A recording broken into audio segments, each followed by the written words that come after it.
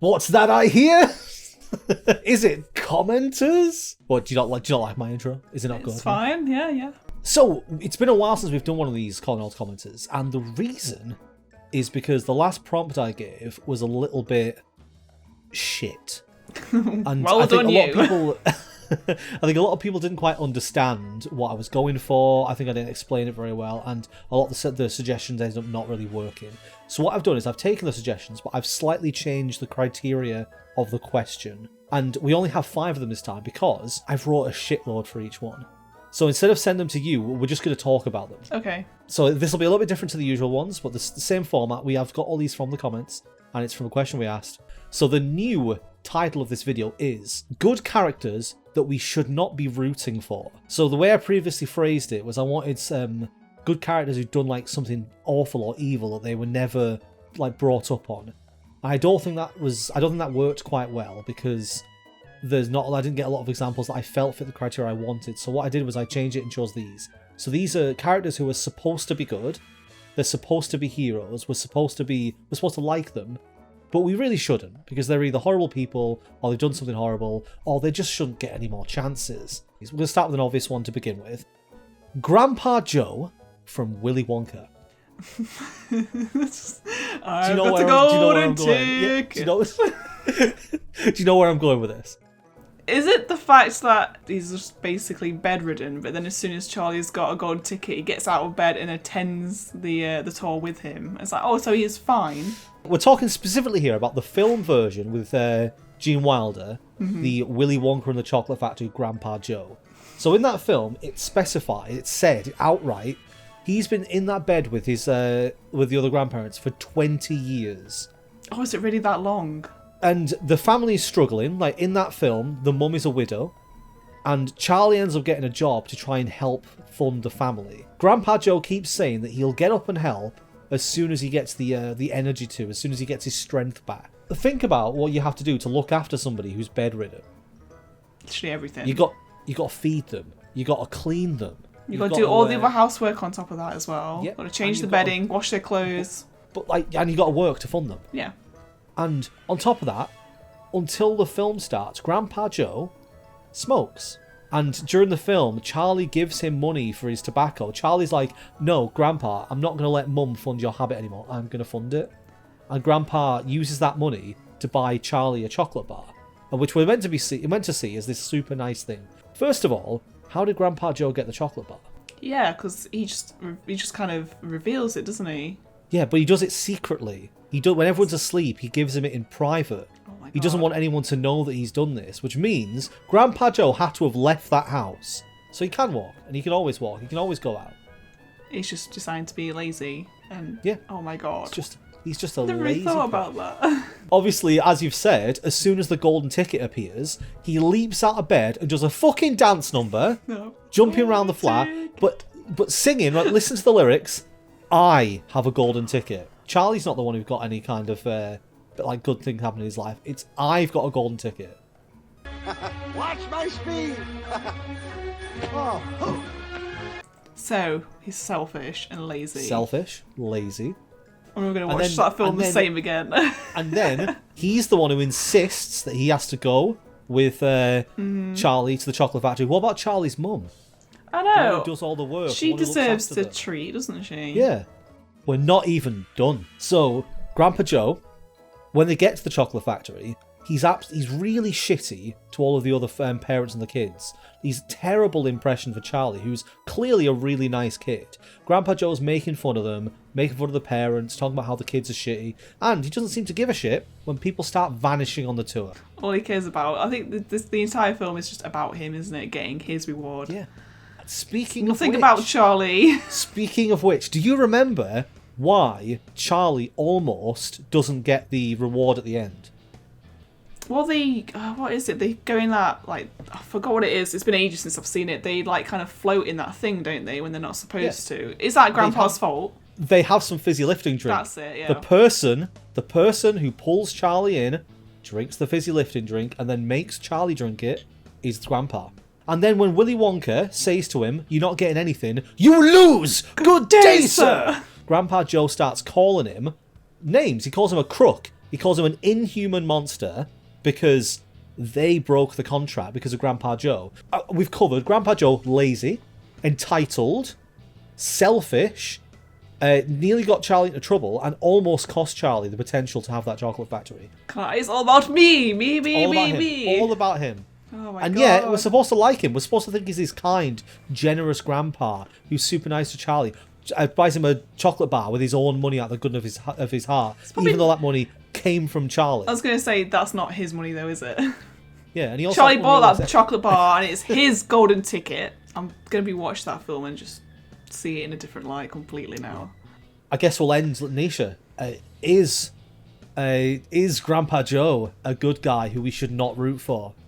Wait, yeah, he is. Yeah, he's a bad guy. So a good guy we should not root for. He's a bad guy. Is he a shithead? Yes. There we go. Is he a shithead? That's better wording, yeah. Right. So this one is not entirely, not the whole character, but one specific thing they did. And this is more related to the original question that I asked of an evil thing that a good character did. So we're going to talk about the Flash. Mm-hmm. So comic books, the Flash. This particular Flash, Wally West. So there is a situation where Wally West really wants to murder a particular supervillain because that supervillain has killed Bart Allen, who I think is Barry Allen's son. But obviously I can be corrected on that. I don't know enough about DC to know all but somebody can clarify these points if they'd like to. And so Wally West wants to kill this villain, but decides that he shouldn't kill him because that's an evil thing to do. Fair enough. Like, he's a superhero. A lot of superheroes are all about not being like the villain. They don't want to kill, like, Batman currently has the whole story of, like, he doesn't kill. So what he does instead, now you tell me if this is worse than death. What he does is he uses his abilities to slow Inertia down. So Inertia's the villain. Slow the villain down to a point where he's completely immobile. He's still alive. He still experiences everything, but he cannot move. He cannot breathe. He cannot do anything. And what he does is he puts him on display in the Flash Museum. So this real-life frozen in time person, it puts him on display in the museum facing a picture or a statue or whatever of the person that he killed. Oh my God. The quote from the comic, I think it's in quotation marks, so I'm guessing it's an actual quote from the comics. He's still conscious, he still sees and still hears and thinks in real time. But he's trapped for eternity in a frozen body, forced to stare with eyes that take 100 years to blink at the ghost of a man he could never be. Oh my God. That's definitely worse. That's horrible, having to spend eternity, like, being conscious. Because that's, like, one of my fears is not being able to move, like, being conscious. You suffer from sleep paralysis on occasion, don't you? Yeah, where I feel like I'm trying to use all my energy to just turn over in bed, and it's just, I can't. And it's terrifying. And just to experience that for the rest of your life. I mean, well, forever. I've always thought that is one of the worst fates for anyone to be given. And the fact the Flash decides that it's better than just killing the guy. Like, he decides that it's more moral to do that than murder. So at what point is murder... Like, that's way worse than murder. Because a death would be kinder. Because that's just torment. That's torture. Forever. For always. How justified is it? That's what you have to say to yourself. Like, obviously, it's an act of revenge. He killed somebody that Wally West cared about. Mm-hmm. But is one murder worth an eternity of torture? That should be a murder for a murder. That's how it should be. All right, Nisha. So what do we think? Flash. Is Flash a shithead? That's really shitty. I feel like I've heard of something like that before, like, where it's like, oh, they could have done this. I think it's like slowing down time. I think it's Flash, like, could have done this to save someone, but didn't. I don't know if you knew, I can't think what scene it's from, what film it's from, but it's like, I'm sure we've mentioned it in a fact theme video where he went the long way round when he could have just done something to stop a bullet or something like that. Someone being attacked and he was too late because he went the wrong way round. Or well, I've shown you the Flash. What's it? It's called The Flash is Insufferably Inconsistent. Yeah, that must. Yeah, I think that must be it. Because I don't watch DC stuff, so it must have been you showing me that. Obviously, that's going to be more popular than this video, so people more likely will have seen that than this. But if you've not seen it, somebody, I can't remember the name of the creator, but he breaks down the various episodes of the Flash TV show. He's done seasons 1, 2, and 3 so far. But what he does is he breaks down how unbelievably fucking stupid it is to have a guy with super speed against people who don't have super speed. And I think the example that Nisha's talking about is the one with Captain Cold.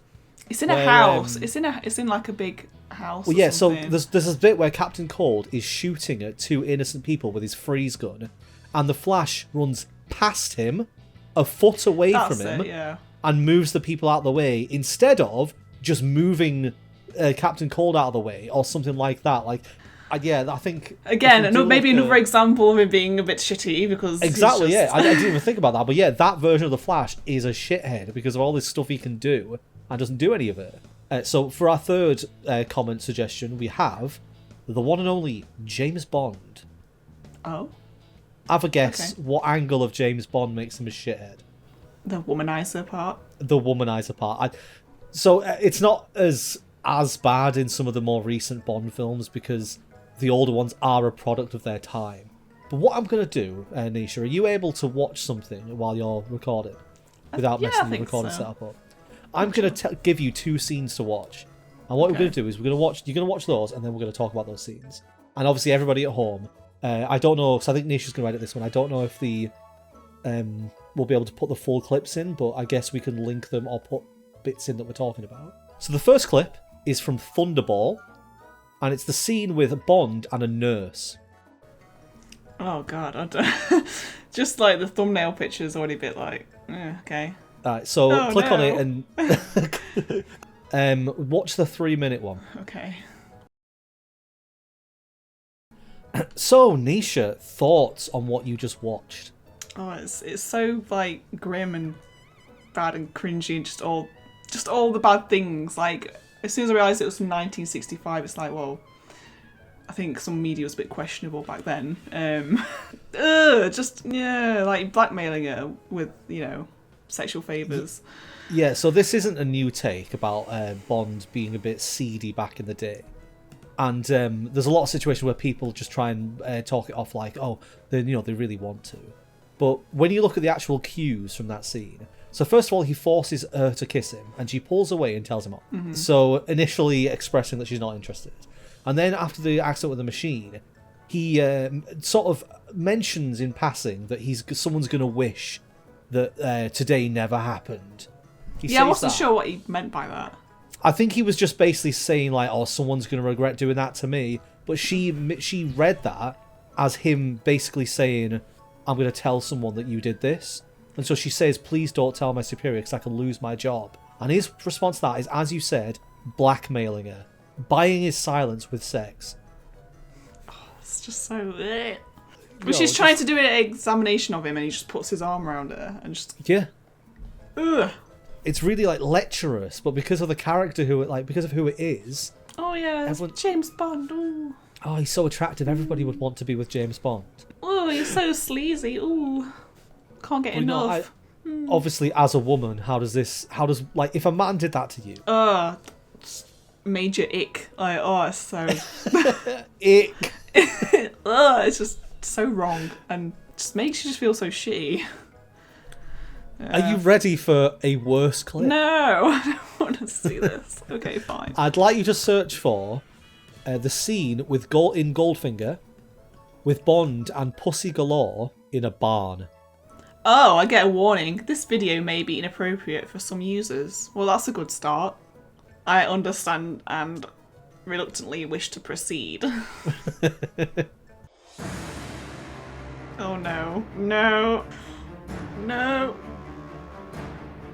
Ew. Okay, let's stop. So, I can tell from your reaction watching that you don't agree with what you just saw. She was literally like trying to push him off her. I watched it, I didn't remember that scene. I watched it back, I was like, I cannot believe how it's so bad. Like, it looks so bad. It is. Like, she starts the scene with her saying, I'm not interested. And then they proceed to have this weird tussle. And I was like, I really hope she kicks his ass. Because she did have some good moves, like kick his ass. And then that end bit was just like, no. That one is so much worse. Because she says no multiple times. She says no to him and he grabs her. And she says no again and he grabs her. He grabs her so much that she physically retaliates. She flips him onto the ground, tries to get away. He pulls her to the ground, fights her, forces himself on her, and when at the end, when she's like wriggling and writhing and trying to get out of his grasp, the fact she's like literally using all her force to push him off. Oh God, it's just it looks like a sexual assault scene from a film. But the thing that bugs me about it the most is they play romantic music behind it. Like this. So they're trying to romanticize music. this sort of act. It's just so wrong. Like anybody out there who tries to defend like the action, you can't defend this one. This one is just bad, actually bad. Like the fact the video has a warning at the start. Just you're like, what? So what do you reckon? Bond shit? Yeah, fucking shit pile. Get in the bin. Get in the bin. I can share my comments on how creepy it is, but I think a woman looking at that is going to be like, your opinion's going to be more important than mine. So do you want to summarise Bond for us? He's a shithead. It's just, I don't want to use like certain words, but he's very, assaulty. I'll say assaulty. Yes. Yeah, basically just thinking because he's like this great spy, he can literally get away with treating women like that. No one, men or women, no one should act like that. Ever. Treat people with respect. Yes, moving on to our fourth person. Moving on to the next shithead. Let's go. Mary Jane from the Spider-Man trilogy. Are you not aware of the terrible things that Mary Jane does through this trilogy? No. But I'm sure when you tell me, I'll be like, oh yeah. Because I need to be reminded of stuff, because I just... I watch things and just forget everything I've seen. Yeah. I don't know what it is. I have like very short attention span, so much there's a few points in this that I forgot, but when for research for these, I went through a lot of different sources. Like I watched a couple of the videos of people who talked about them. I read some articles. I watched the original clips. Yeah. And when people remind you of things or reframe things from a different perspective, you're like, oh yeah, that is bad. So we start off where she's dating the school bully Flash Thompson. While she's with Flash, she does flirt with Peter. There's a bit in the backyard when they're talking over the fence, and it's a very sort of intimate conversation. And you could misconstrue it as flirting. Maybe it isn't flirting, but that's not the main issue. It's just that that's something that happens. But she breaks up with Flash at graduation when he's proposing to her. So it makes you wonder, why was she with him? Peter seems to think that the reason she's with Flash is because he's got a car. So already we've got an idea from the person who seemingly knows her the best and loves her of what she's interested in, which is, fit guys and cars. But this is inferring information. This isn't a convincing argument so far. So she starts dating Harry, who is Peter's best friend. It's obvious that Peter likes her, and she still flirts with Peter. Say maybe she's oblivious. Maybe she doesn't realise because they're best friends and Peter's never really told her. In the friend zone. Yeah, essentially, yeah. However, while she's with Harry, she kisses Spider-Man. So that passionate kiss when he's hanging upside down, she is dating Harry. I forgot she was with Harry. I forgot about that. Right. So we're starting to build up an idea of who this person is. At the end of the movie, she's broken up with Harry. She tries to get with Peter, and Peter says no. Peter says, I can't be with you. She doesn't really understand why, but obviously the reason is because he's Spider-Man. So then she starts dating John Jameson, who is Mr. Jameson... J. Jonah Jameson's son. J. Jonah Jameson's son. Mr. Jameson. Jeez. From what we see in these films, John Jameson is the nicest guy. And they're pretty serious, because at one point in the film, he proposes to her. Even so, Mary Jane is still clinging on to the hope that Peter will want to be with her. Like, she emotionally blackmails Peter into coming to her shows, because she's like, you never go to my shows. And then when Peter gets there, and he isn't able to get in because he was a bit late, she just doesn't accept his explanation. She's a horrible person to him about it. Yeah, because she's keeping him around, even though, I don't know, because like she's obviously gone into a different relationship, but she's keeping him around even though she wanted to be with him, and he obviously wanted to be with her. So it's like they're not friends. Like if they were fully friends, fine, can be friends. But it's the fact it's the whole flirting, kind of stringing along, wanting to be with him but not being with him, and so you just still inviting him to lots of things, and just I can see it's a bit. So later in the film, Peter quits being Spider-Man, and he starts going after Mary Jane even though she's engaged, which is obviously a bit of a dick move on his part, but he finally thinks he's able to get her, that kind of thing. At this point, Mary Jane starts to question a relationship, and she does that thing where she kisses Jameson upside down to see if she wants to see something. So she's kissing him, thinking about a different guy. So that's already like, it's a little bit icky. But then she meets up with Peter and tells him that he has to kiss her. And he's going to do it, and then he gets his powers back. So, engaged to another guy, tries to kiss Peter. Yeah, it is very shitty. It's just like a fucking mess, isn't it? We're just going step by step. I've made loads of notes, that's why I'm going through all of these notes. Wow. So, MJ finds out Peter's Spider-Man, and despite knowing this, and knowing at this point that she knows everything she wants to, and she obviously knows in her heart that she wants to be with, because she fancied Spider-Man, and she fancied Peter, and now she realised they're both the same person. But when she turns up at his flat at the end of the film, she's in a wedding dress. Which means that wedding went ahead, and she ran away from it. Even though she knew full well, like, she clearly wasn't into this relationship that she was currently in. Why would you then string someone else along? Yeah, she left a guy at the altar. It's the drama of, like, media, isn't it? Cinema. It has to be dramatic. Yeah. Very dick move, I can see that. And once again, I'll rewatch those films with a different mindset, and I'll be like, bitch. But we're not done. Oh my god. Well. In the third film, she has that arc where she's struggling because she's not good enough for the show. Like, she's getting bad reviews in her shows, and they replace her. But Peter's life is going really well. She gets super pissy at Peter for him finally having stuff going well, because her life isn't going well. And when he tries to offer her advice based on his own personal experience, she's like, Peter, this isn't about you. Fair play here, like, obviously to Mary Jane, I understand why she's annoyed. Peter kisses Gwen, and he does it in the upside down way, which is like their thing. And she gets pissy about it, it's like, but that was our thing. So I understand why she gets annoyed about that. I'd like completely fine. In response to Peter kissing Gwen, though, in a situation that he shouldn't have done it, but we can see why he did. He was putting on a show for the crowd. Mm-hmm. She cheats on him with Harry.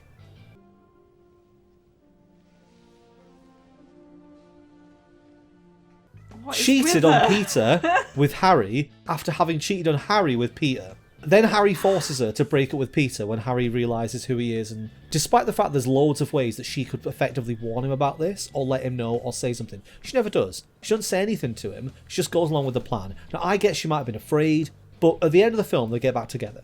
And if we're to believe Far From Home, they're still going strong, they're still together, they're still trying to make it work. So, is it No Way Home? Yes, No Way Home. I wrote the wrong name down. Yeah. I always do that, because like, they're 3 words and they're both ending home. Let's quickly summarise, because that was a long discussion. Yeah, she's with the school bully, they break up, she starts dating Harry, kisses someone else, and then flirts with Peter, then doesn't get with Peter, gets engaged to another guy, tries to kiss someone else, does stuff with someone else, leaves a wedding, leave this guy even though the guy did nothing wrong, has a go at a boyfriend because his life's going well, cheats on him with someone else, and yet we're still supposed to like that couple together. Is she a shithead, Nisha? She is. Join the others in the bin. Honestly, yeah, it's just all over the place, isn't it? She's obviously unfaithful, untrustworthy, not loyal, just selfish. The works. So yeah, you know where you belong, Mary Jane. Alright, we've got one more left. There's a reason why I only chose 5, because some of these require a lot of talking about. Yeah, and we're 40 odd minutes in, and this one's the longest. Oh, but God. I think you're gonna enjoy the conversation, because you will know a lot about this. Number 5, Ross Geller. Of course. Of course, it had to be Ross Geller. I know there's a lot of people who debate which one was worse, Ross or Rachel in the relationship, because Rachel also did a lot of shitty things to Ross. But Ross is definitely the worst. He is the worst friend, he's a horrible person, and we're going to go through this right now. We're going to go through all of this. First of all, Ross at one point ends up homeless when Emily kicks him out. Oh, I saw that episode the other day, actually. And he moves in with Chandler and Joey. And because they offer him a place to stay, he responds by being a massive patronising dick, having to go at them for the amount of noise they're making, and it gets to the point where they end up hiding in Joey's room. They have to move everything into Joey's room so he can work, and even then he comes in and it's just like, fellas? This one isn't new, but he's very fragile about his masculinity. He doesn't like it when his son plays with a Barbie and tries to force him to play with a G.I. Joe. oh God, yeah. Yep. He also fires a really highly qualified nanny just because the nanny's a guy. Yeah, because it's Freddie Prinze. He's a super nice guy, super sweet, really good at his job. Makes Madeleines or whatever it was. Yeah, that's Rachel really loves shitty. him. The kid loves him, like Emma loves him. But no, Ross doesn't like the fact that he's a nanny. In the episode where Chandler and Ross have a prank war, it eventually escalates to Chandler saying that Ross is dead. Ross then holds a fake funeral for himself because he wants people to mourn him. I don't remember that one. You don't remember? No, he has the funeral. A really hot girl comes in. It's like, I always liked Ross. And he steps out and goes, I'm still alive! Oh, yeah. I thought so many times about calling him and asking him out. I guess I really missed my chance. No, you didn't! But in the same episode, Chandler's prank to Ross is to say that Ross loves dinosaurs. Like, he's in love with dinosaurs, that was it. And Ross responds to the prank by saying that Chandler is gay, which is clearly not, like, that's not the same joke as, because that easily could be true. And why does Ross think that that's humour? Because Ross's masculinity is so fragile that he can't stand the idea of anyone thinking that he might be gay. Toxic man. He dates a student, even though she is 15 years younger than him. Oh, yeah. And it's against the rules. And he knows it's against the rules because they're always sneaking round. Yeah, I remember that, because I remember when he breaks it off with her, she throws water balloons out the window. So Ross thinks that just because his cousin is attractive and she's hanging out with him, that means she wants to sleep with him. No, oh, it's When there's so that- weird. Well, I think Bonnie she's called when they're do-do-do-do-do. Do-do-do-do-do. Yeah, that's a weird episode. When Joey breaks up with Charlie, who's the scientist in season 9 and 10, the one who went out with 2 Nobel Prize winners. Yeah. When Joey breaks up with Charlie, Ross kisses her immediately. He says, I need to talk to Joey, then just kisses her. Despite the fact that when Joey had feelings about Rachel, he told Ross before he told Rachel. Yeah. And in the same episode, Rachel makes advances on Joey, and Joey says, I can't do anything because I need to make sure Ross is okay Yeah. with it. So Joey cares a lot about his friendship with Ross. Ross doesn't give a shit about Joey. This next list is specifically stuff to do with his relationship with Rachel, because that's where Ross's dickness really shines. I know one of the main things that's going to be mentioned. But let's start with, in the first ever episode, Ross says to Rachel that he had a crush on her growing up, and he says, can I ask you out at some point? And she's like, yeah. Now, let's just forget the fact that she's in a really vulnerable place here, having just moved, like, uprooted her life because she didn't want to marry somebody else. She said, yeah, she would be interested. But then he never says anything to her again, but he still gets really pissy when she dates anyone else. So at the start of season 2, Ross is with Julie, and he finds out that Rachel actually likes him. And so in order to decide between them, he writes a list of their flaws down. Oh, the Can you remember some of the flaws? Yeah, can you remember some of the flaws he put down for Rachel? Just a waitress. was Just the a main- waitress. I can't remember. That's the main one I can remember. He calls her spoiled, That's it. Yeah. ditzy. But he doesn't understand why she's upset. He's like, no, it's fine. It doesn't matter. He's like, look at the back. Look at the other side. Look what I've put in Julie's section. That she's not Rachel. Well, not Rachel is what he's written. Rachel, no, Not Rachel. Rachel? What's Rachel? Something I wouldn't understand because I'm just a waitress. Rachel's so much better. So when they're together, he's super controlling and manipulative the whole way through. There's a point where she wants to go to a fashion lecture with one of her colleagues. He forces her to go with him and then sleeps through the whole thing. And then afterwards he says fashion's boring, even though she sat with him through lectures about dinosaurs and paleontology. There's one episode where he tells her that he's planned their entire future out and then gets upset when she doesn't agree with his plans. When he believes that Mark wants to sleep with her, he doesn't trust her. He's like, oh, if a guy wants to sleep with her, she's going to end up sleeping with him. So that's when he starts doing the thing where he's marking his territory. He's like, you could have just come in and peed all over the desk. I mean, my God, can't a guy send a barbershop quartet to his girlfriend's office anymore? So he sleeps with somebody hours after they broke up. Well, we'll say broke up. Like, we'll talk about this in a sec. But he lies to Rachel about it. He tells everyone else to lie for him and tries to cover it up. And he only comes clean when she finds out from someone else. What is your view on the on a break, not on a break thing? Oh, I think they were on a break because I think Rachel says something like, let's get back together.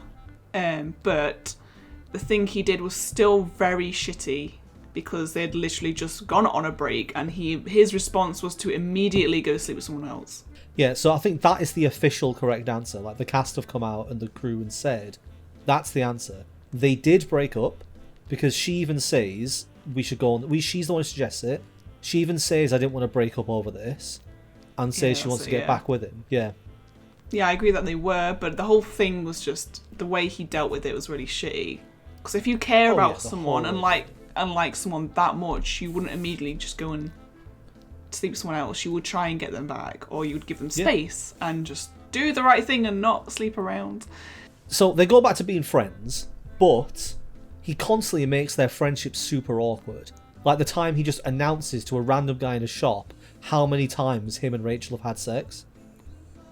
Oh, yeah. And then there's a time when he sees her walking around naked in her apartment and just assumes that she wants to have sex with him. Yeah, he goes over, yeah. Yeah. Then they drunkenly get married. Rachel wants it annulled. But instead of doing that, Ross lies to her. And then when she finds out, she gets angry. He says, it's all about me. I didn't want to have 3 failed marriages. Which is not it's not a good enough reason to not do it. No, it's not. It gets worse and worse. There's so many things that are wrong with Ross. It's just, when I think of Ross, I just think about him being whiny. My sandwich. My sandwich. That's such a great moment. I love that one. What's the one where, major shampoo explosion? Oh, no!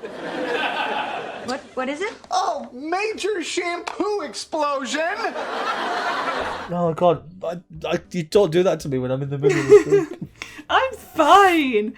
When Rachel's pregnant, Ross gets annoyed at her when she's dating other people and eventually manipulates her into moving into the flat with him, despite the fact that he's in a relationship with Mona. And Ross blames it on Rachel. He says that Rachel's lonely and she's hanging out in my flat. Doesn't just admit to it. Doesn't just admit to wanting to spend more time with her so he can get have the benefit of being around his child. It's not even as she goes through pregnancy. It's more like Joey's idea, wasn't it? Though as well, it's not even Rachel's idea. It's Joey, I think, says, "Oh, I think Ross is missing out on all this stuff. You should move in together." I think you're right. It's Ross complains to Joey about Joey witnessing the first of things, or knowing what Rachel likes to eat or what she can't eat, etc. Yeah. But then, Ross doesn't tell Mona. Also, she is awoken. So Rachel has the baby, and Ross and Rachel share that kiss. But instead of talking to each other about their feelings, he instead decides that when that guy calls, because she gives a number to that guy when she's out, he hides that number from her. And then when they get in an argument in a later episode, he uses that against her. So we get to the last season. Mark returns, like the Mark who Ross had a big issue with. He meets Rachel outside the office. Ross immediately gets super petty and super angry because there's a joke where Chandler's like, "Oh, it's 9 years ago," or whatever he says. Oh, yeah. Yeah. And Ross calms down as soon as he finds out that Mark's married. So again, just assumes that Rachel will immediately sleep with the guy just because he thinks the guy might like her. Doesn't he? Is he the one who offers her the job? He offers her a job, doesn't he? Offers the job in Paris. Speaking of the job in Paris, last episode, Ross goes behind Rachel's back to keep bribing her boss to try and force her to stay in the country, and then goes to the airport and tells her to stay. This super romantic moment of her being like, I decided to stay. I didn't get on the plane. And she turns to his flat. And it's like, oh yeah, look, they're finally together. Except, after going through all this, we know he's a horrible person. She should never be with him. But also, she's given up her dream job now to stay with him. And she doesn't even know that he tried to manipulate it to make her stay. But no, it's just like, that last episode, it's just after everything they've been through, they've not had the most stable relationships. And it's just like, they mentioned all these shitty things that he's done. Like, whether she knows about him being manipulative or not, just some of the shitty things he's done, like, he just assumes every guy she meets she's going to sleep with, and clearly if they just need, time to themselves, he was just going to sleep with other people, and I just feel like, if I was her, you just wouldn't give up your dream job for that, because you can't trust him. Because I remember when I watched it when I was younger, I didn't only watched bits and pieces when I was younger, I only watched it, all the way through when I became an adult. I used to like the idea of Joey and Rachel. I know people didn't like the Joey and Rachel bit. Yeah. But I liked the idea because I liked Joey because I know he's a bit of he is why he's a dick to women. But with Rachel, it was different. You could tell he had actual feelings for her and he would do anything for her. like Joey, obviously, like you said, he is a womanizer and he does treat women really badly. But part of his arc is that Rachel is the first person that he's had actual feelings for, and he's super nice to her. He's like really like attentive and romantic and sweet. I think, yeah, I genuinely think that Joey would have been a better fit for her. Because once Joey matured and became a better guy, I would say. Like, again, you've got to dismiss... Is the cat running around? Yeah, again, she's, you've got to, she's up. But yeah, again, you've got to dismiss the sitcom things out of it and just try and take Joey a bit more... Like, just write off some of the things he does as being part of a sitcom. Like, you can do the same with Ross. It's the same as, I think, Barney and Robin in How I Met Your Mother. Yeah. Because obviously Barney's the womanizer, and then Robin, like, he has actual feelings for Robin. Like, you can tell he's like, oh, this is new to me. I think it's the same sort of thing. Now that you mention it, like Ted, the educated, smart guy of the group, going out with the career-driven woman, who then breaks up with him to go out with the best friend, who is the womanizer of the group, who finally learns to love. It's very similar. Like, I know How I Met Your Mother and Friends are often compared, but I've never really thought of them to be that similar. When you think about it like that, they're very similar. Like, literally, Barney and Joey, the womanizers, and then they find someone in the friend group that they suddenly have feelings for, and it's genuine because they act differently. Yeah, it's the same. But yes, to conclude, Ross. In the bin. What do you think? Sorry. In the bin. What's she okay, doing? well... She was knocking stuff over. Well, I'll conclude while Nisha's on cat duty. Where is she? I don't even know where she is. I just heard a noise. There she is. I'm sorry for the fact that I'm talking for pretty much this entire video. It's just a consequence of the fact that this wasn't the same as the usual ones we had. Like, I just had a lot of notes rather than having actual, like, specific comments to read out. So the majority of this has just been me talking, so if you prefer Nisha's voice to mine, I'm very sorry. So yeah, how to summarise. Shit. Oh, we need to pick a thing for next time, don't we? Oh, we do, yeah. Okay, so for next time, I think we should do, like, the weirdest or funniest glitches you've ever seen in video games. Oh. That's a good idea, actually, I think, because a lot of people will have had a glitch they haven't recorded. Yeah, because you don't need footage for it, you just need to just describe what happened in your experience. Do you have one of your own? Well, the most recent one I actually had on. Oh, you can see it. The most recent one I had was that Sims one. That one where I was on a date with that guy on The Sims, and he just stared at my Sim, was like, "La, la."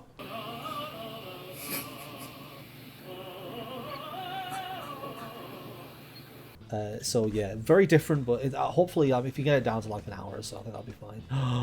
She's wriggly. She's wriggly. Anybody who's sat through the whole thing gets to see the kitten. She's getting better at being held, isn't she? Yeah. If you like this kind of content, support us on Patreon. She's just on the desk. That's so cute. Support kitty on Patreon. No, don't stand on the keyboard. No. Look up here. Look up here. So cute. It's Brad and Nisha here again to say thank you to our patron. I need to stop doing it in this stupid voice. So either you do it in a Steve voice or you laugh at me saying patrons. Patron. Yeah, no, there are credits rolling past your screen from our supporters. Look at their names and marvel at how generous they are. And they're helping to bring you this brilliant content. But our VIPs are even more special. So we are continuing to bring you the greatest films of all time, but brought to you by the VIPs. So, film number 43 is Casa Nix. Film number 44 is Denny Speaks Kiri. We're off for a terrible start. Number 5, we have... 5? Oh wait, why was I saying 5? 45, sorry. Grave of the Chibisa Mataware. I have no idea if I'm pronouncing that correctly at all. At number 46, we have Unzedix Anomaly Unbeatable. At number 47, we have modern Aaron Cosson. Number 48. Once upon a time in Sam Bartram. At number 49, we have Rhea Caltessa. Number 50. Gillian. Wait, what? No, 50 is not. Oh, damn it, that's the wrong one. Number 50. Cinema Paradiso. At number 51, we have Bubba P. Elian. At number 52. Matt City Gilbert. Okay, at number 53, we have Duke Snooglies Now. Best name. Number 54, we have Mabrina Lawlestow. At number 55, we have Darth Turkey 28 Unchained. 56. Now, which way do I want to do this? Oh, this is the name you couldn't pronounce last time. Oh, yeah. We'll do Raiders of the Lost, Amy Brundridge. At number 57, we have Anixia E. At number 58, The Lives of Michelle Holloman. At number 59, we have Kim Geishler Boulevard. At number 60, Paths of James. Oh, I would have gone James of Glory. Oh, sorry. I'm only doing what you do. Number 61, we have the Dandelaying. At number 62, The Great Malcontent Robot. Robot. Finally, at number 63. The kitten's trying to steal the pen. Oh! Why are we recording this on video? The kitten just nearly fell off the table. Finally, at number 63, we have Avengers Infinity Lyndon B. Johnson. Oh my god, are you okay? The kitten's okay. The kitten's fine. Nobody worry about the kitten. Caught her. We caught her and she was falling. All right. Yes. Anyway, Thank you. I was waiting for you to do it at the same time. Malfunctioning robot over here. Patron. Patron. We are going to do a singing one at some point. Well, you are. Yes. I can't sing. I'm going to do a singing one if you want to be... Cat's knocking shit off the desk. If you want to be Classic cat. If you want to be in a singing one, become a patron.